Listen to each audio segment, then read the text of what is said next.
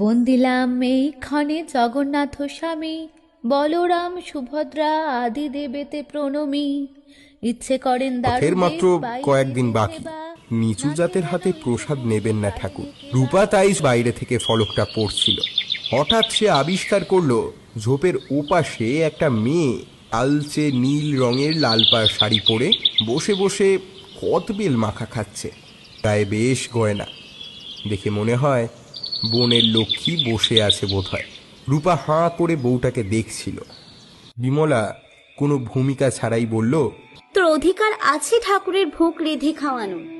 তুমি কি পাগল টাগল হয়ে গেলে নাকি গো? তোদের বংশের লোকই এই জগন্নাথ বলরাম সুভদ্রা তৈরি করেছিল। তুই একেবারে একা গোপনে রান্না করবি, কেমন? রূপার নিজের হাতে তৈরি করা একটা বিশেষ প্রসাদ সোজা বামুন ঠাকুরের হাতে এনে দিয়েছিল সে। ঘর থেকে বেরোতে যাবে এমন সময় একটা লাল টুকটুকে বেনারসি পরে বিমলা প্রায় ছুট্টে ঘরে ঢুকে দরজায় খিল দিল। প্রসাদ এনেছিস ভাই? তাড়াতাড়ি দে। এ কি ছিল? আগুনে ছাতুর তরকারি, এখন হলো পোলাও।